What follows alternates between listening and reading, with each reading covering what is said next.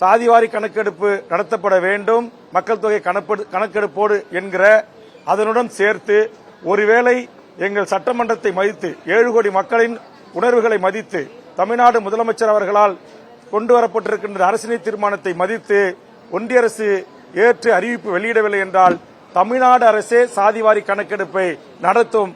அதற்குரிய சட்ட ரீதியான அங்கீகாரத்தை அனுமதியை ஒன்றிய அரசு வழங்க வேண்டும் என்கிற ஒரு சிறு திருத்தத்தை நான் முன்மொழிய வேண்டும் என்று கேட்டேன்.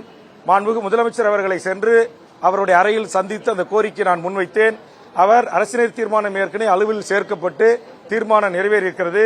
ஒன்றிய அரசு என்ன செய்கிறது என்று பார்ப்போம். பிறகு கண்டிப்பாக உங்களுடைய கோரிக்கையை எதிர்வரும் காலங்களில் நான் பரிசீலிக்கிறேன் என்கிற அடிப்படையில் ஒரு நல்ல பாசிட்டிவான ஒரு பதிலை எனக்கு தந்திருக்கிறார். நான் பேரவையில் பேசுகின்ற போதே சொன்னேன், வன்னியர்களுக்கான இடஒதுக்கீடும் 108 சாதிகளுக்கும் சேர்த்து கொடுத்தது திமுக தலைவர் கலைஞர். வன்னியர்களுக்கான மணிமண்டபம் அறிவித்தது என்னுடைய கோரிக்கையை ஏற்று இடஒதுக்கீட்டு போராளிகளுக்கு திமுக. வன்னியர்களுடைய இடஒதுக்கீட்டு போராளி குடும்பங்களுக்கு வாரிசு வேலை அறிவித்தது மாண்புமிகு தளபதி. மணிமண்டபம் அமைத்து தந்தது தளபதி. ஆக கலைஞர் சமூக நீதி 108 சாதிகளுக்கும் சேர்ந்து தந்தார். அந்த சமூக நீதி கோட்பாட்டுக்கு இணங்க இருக்கிற திமுக அரசு இந்த தருணத்தில் மாண்புமிகு முதலமைச்சருக்கு சமூக நீதிக்கு எதிரானவர்கள் என்கிற பெயர் வந்துவிடக்கூடாது, அவப்பெயர் வந்துவிடக்கூடாது. ஆதலால் இப்போது வேற இடைத்தேர்தல் நடைபெறுகிறது விக்கிரவாண்டியில். இந்த விக்கிரவாண்டி இடைத்தேர்தலில் தான் இன்றைக்கு இந்த இடஒதுக்கீட்டுக்காக பாப்பனப்பட்ட ரங்கநாத கவுண்டர், கயத்தூர் முனி, கயத்தூர் தாண்டவராயன், தொடர்ந்தனூர் வேலு, சிறுதொண்ட மத மாவீரன் தேசிங்கு, இப்படி பாப்பனப்பட்ட ரங்கநாத கவுண்டர் உள்ளிட்ட 21 போராளிகளை தியாகம் செய்தோம். அந்த 21 போராளிகளில் 9 தியாகிகள் வாழ்கிற இடம் இந்த விக்கிரவாண்டி சட்டமன்ற தொகுதிக்குள் வருகிறது. தேர்தலை நீங்கள் சந்திக்கின்ற போதும் அரசியல் ரீதியாக கடுமையான விமர்சனங்கள் உங்கள் மீது எழும்.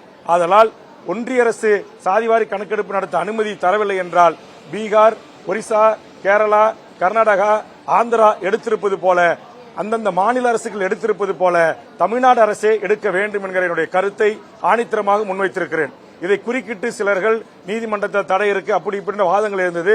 நான் தெளிவாக சொல்லியிருக்கிறேன், பீகாருடைய சாதிவாரி கணக்கெடுப்பை பீகார் மாநில உயர்நீதிமன்றம் தடை விதிக்கவில்லை.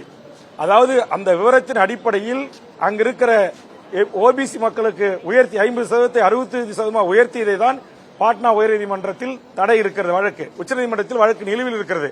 ஆக இந்தியாவில் எங்கும் மாநில அரசுகள் சாதிவாரி கணக்கெடுப்பு நடத்தக்கூடாது என்று தடைகள் இல்லை. ஆதலால் என்னுடைய கருத்தை ஏற்றுக்கொண்டு மாண்புமிகு தமிழ்நாடு முதலமைச்சர் அவர்கள் சமூக நீதி நிலைநாட்ட உரிய நடவடிக்கைகளை மேற்கொள்ள வேண்டும் என்று சொல்லியிருக்கிறேன். செய்திகளை உடனுக்குடனும் துல்லியமாகவும் தெரிந்து கொள்ள சப்ஸ்கிரைப் பண்ணுங்க.